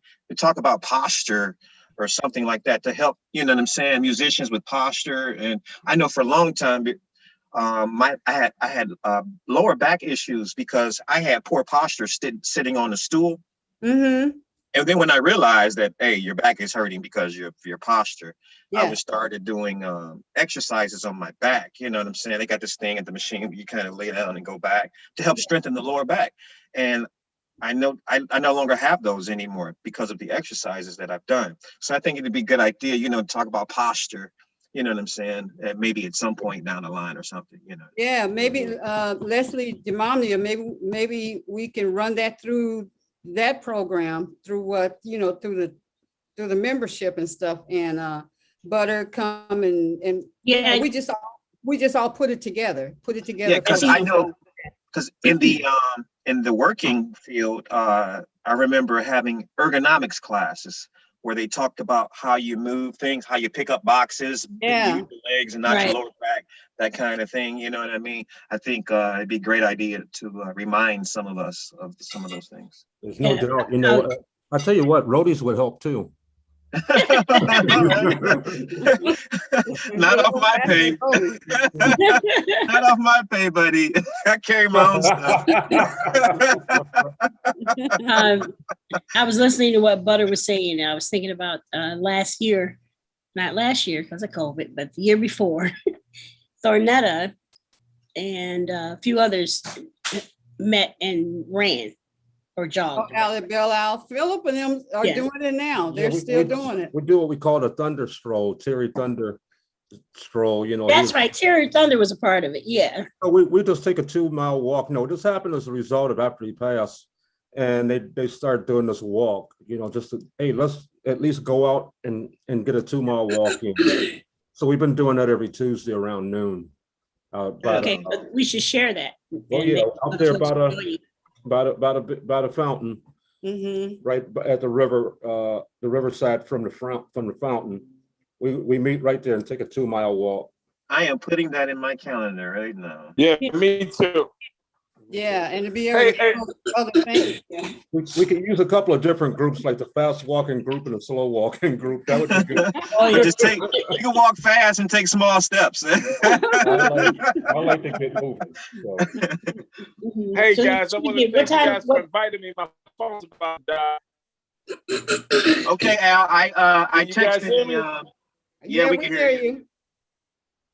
What time was it? Guys, I got noon. I got to charge this phone. It's dying. It's dying. It's dying. It sounds like. Call me later, Al. I got you. Okay. All right. Now, hey, Phil. What's up, Al? How you doing? Oh, great, man. Great, man.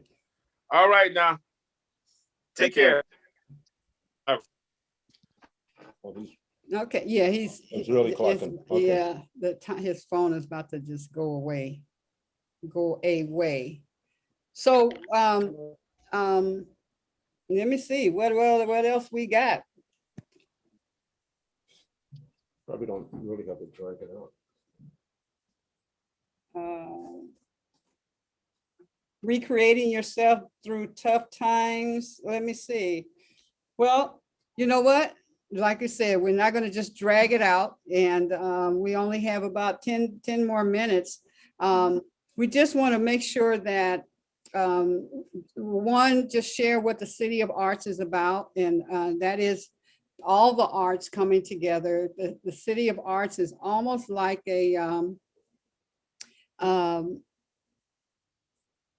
city that has everything in it that you need. It's like a Google or something, how it's being created. It's being actually created organically as more people come in. We understand more and more about where we're going, and everybody operating autonomously in what you do, but all of us being focused on everybody being successful and having resources to get what you need done.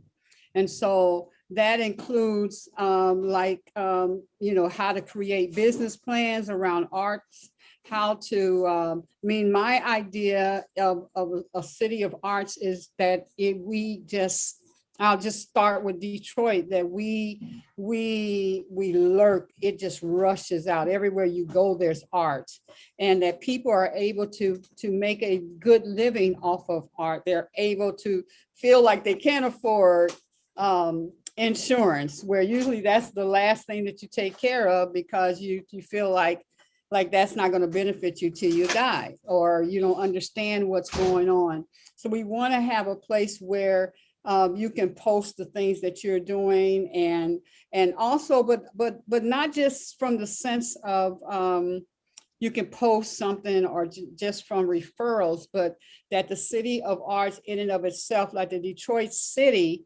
has money to take care of their people. Now, whether they do it right or not is a whole, but that's the function of the city, is to take care of the people. And so the function of the City of Arts is to have the funds and the wherewithal to support the ideas and to support the gifts that people have, so that they truly can make money, that starving artists is gone. There's no more starving artists. I would literally love to get up in the morning and by 12 o'clock, I go outside and on the corner, there's a quartet. That's what they love to do is quartet singing. And they are assigned, they have their assignment for the week of what corner they are on. The bands work together, the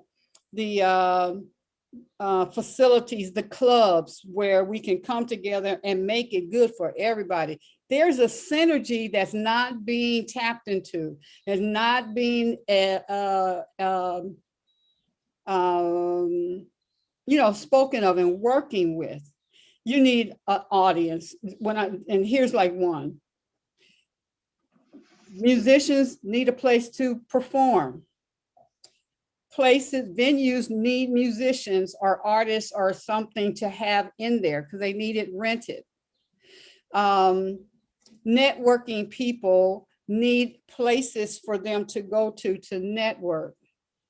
Nonprofit organizations or businesses, it doesn't even matter, need a facility and the entertainment and the audience, right? So when you are able to put all those things together, vendors need a place open for them to come and vend. So if there's a place where we're all working together and you have the finances, which are the sponsors need to be known. That's why they sponsor, so that people know more about who they are and stuff. When you can put all that together where it makes sense, where the entertainer is assured that they're going to get paid, and they're going to get paid a nice amount. And then the nonprofit organization doesn't have to worry about paying them because the venue don't have food with it too. If you have the food, the venue, and the entertainment, they don't have but like $5 off of that $25, $50 ticket. They don't get much from that. But if we are able to work it in a synergetic system, everybody can be paid, everybody can be loved, everybody, and we help one another. So it's about coming together, putting all egos aside, coming fresh to the table about what we can do to make this happen. And it doesn't have to, in the City of Arts, it doesn't have to be I'm the one, but everybody, you got everybody. It's just about creating the system and the way to do it. How do we do it? Who's going to be the one that's get the money? Who's going to be the one and if you got the money, you get a percentage of what you brought to the table. So it's like everybody's getting paid, everybody's being healthy, everybody's getting their insurance and their life right for when they pass on, and learning how to. I know what you're talking about, Butter, because there's with Robert Kiyosaki, there's another guy who when I listen to how they break that whole life insurance down, because I signed up, but they were at such a level that I was not at that level yet, but I was like, okay, I can start at a different level and then get the money so that I can take advantage of what we don't know about, because we don't know, and it's not taught in school. And so all you know is mama got some insurance, but you don't understand term, you don't understand none of that and the benefits, because like I said, insurance person come to your house and you're just, I know they're gonna sell me this, but you don't bit more know what your real choices are because it's not taught. That's right. And so we got to change the game. And as a community in the City of Arts, we can do that. We can do that. There's money that the City of Arts would have that can say, when Leslie needs this chunk, and we want you to handle this, and here's the money for that to support the people that come your way, because some will not join Demamia, that would join this other group. And so it's not about the competition, it's about creating, where Detroit is a melting pot for musicians and artists of all kinds and all walks, and the business side of that. The other day I met, the lawyer I was so super impressed with her. It was the business of it and how to create your, to structure your business and so on. And we had a lawyer there. When she shared what her background was, I was like, I've been looking for somebody that I heard about from her own mouth, where her passion, because I am driven by passion, what your passion is. And then the ability to do it. But at least I know I don't have to talk you into it and check on you at every little moment, because you're so passionate about it. That's what I was asking you about, Leslie. You're so passionate about it, you're going to do it either way, and that's how I am. We're going to keep on doing it and keep on doing it. We may get discouraged, but then we're going to come back and, and keep pressing. I know that this is the time for this. I know it because it's being organically created.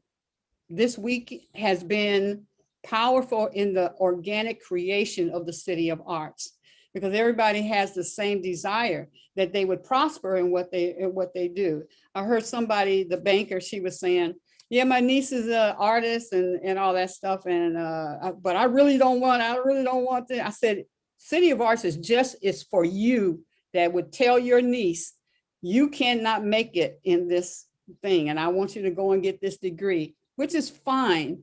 But we want her to be able to say, because I know you're going to make it, you can speak more positive around it, because there are opportunities. And like I said, people will move here because of the level of interest in the arts and the support of the arts. And that's for the world, but we're going to start right here at home. We're going to start right here at home. We have, somebody can't afford to go to your class, Butter, then there's a scholarship that would pay for them to go there, because we want them to be healthy.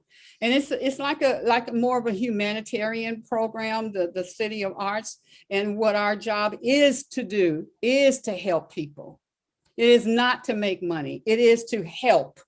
That's what it is. And Philip and I have been blessed to be part of this and training for this.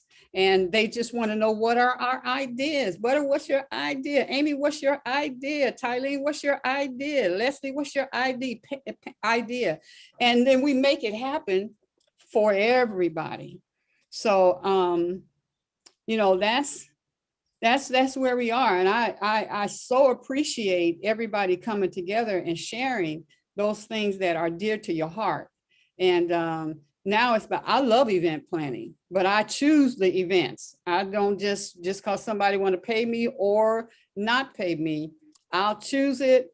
And like, I can marry people, but I will tell you if I would like to marry you, because I've watched you. I've watched your relationship with somebody, and I'll say, you know what, if you guys ever want to get married, I don't tell everybody that, but I would marry you,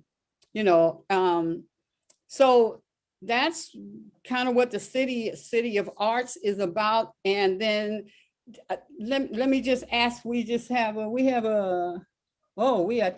at the end. So go to the City of Arts group and in Facebook, and make sure you register and put your information in there, and we'll keep up with one another in that City of Arts group on Facebook. Put your information. We can talk about when we're going to do different things. Leslie, we can talk about putting something together where for the exercising and all of that, because I watch Philip picking up a keyboard and stuff, and sometimes sooner or later that his back starts bothering him and stuff. Larry Fratangelo was talking to James Thornetta's husband, and he said, remember the time I came up to you because he was doing something all like this, and he said, hey, push that back. And he said, how long do you want to last? Your hands may last, but your back is going to be gone. Right. So use those legs. Huh? Use those legs. Yeah, right. So tomorrow, oh no, this is it. Oh God. I thought it was tomorrow. No. Tonight. Tonight. It's tonight. Tomorrow. Matter of fact, somebody's trying to get their hair done tomorrow in the morning. So, but tonight we have the horn players and My goodness, we got James Carter, we have Racy Biggs, Alan Denard, we have Dave McMurray. I love Dave McMurray's music, and Keith Kaminsky, John Douglas, and although he's not a horn player, our Bill Meyer, who plays with everybody and knows everybody, is going to be our moderator for this evening. And then from 9 to 10, it's going to be my husband, well, Philip and I are going to feature our new music from 9 to 10 tonight. So check it out. I've uploaded 2 videos of it. And so we're really looking forward to it. I enjoyed the videos and music last night. Was it last night? No. I think you were on it for a while. Yeah, I was on, but I was at work, so when I got breaks, I came back in. Yeah, but you can still hear it, right? Yeah, I guess. Yeah. This was actually after the afternoon show. The videos and things were nice. Oh, okay. So I will be posting these, like it will be on the website, and the link to them for each show will be right up under each day. And you can also get it on Facebook, and you can get it on YouTube because it's live. And so you can just go to City of Arts and find those. And again, I thank you. Thanks for having me. Yes, 2 times. 2 times. We will be doing a lot more of this, and I'll be sharing a lot more on the down to business on what's next. This may be happening on this scale every year or something, but we're going to be doing things all the time. I mean, because we need these discussions with different people. It'd be a different panel, or maybe some of you all will be on the same panel or different panels and stuff. But we need to keep the conversation going and put the action behind the conversation of what we need done. And so that everybody feels like they are part of creating this, the City of Arts, with your different, I have like 7 businesses ready to pop. And they all intertwine. It's like you do something, and then you say, like, okay, here's an example. I need this event done, but I need a team. So why don't I create an event planning school and use those students to work these events as for experience, for credit, and all that kind of stuff.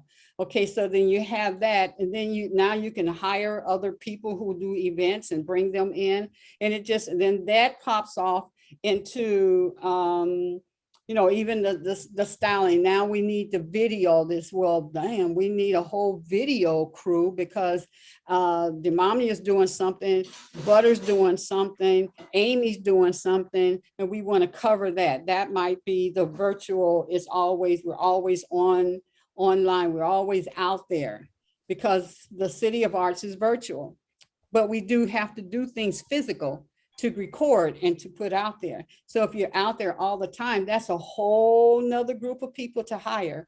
And in the hiring, you train people so that you can get the cream of the crop, because you pick out the ones that were on time and diligent, blah, blah, blah, to work for you or with you directly.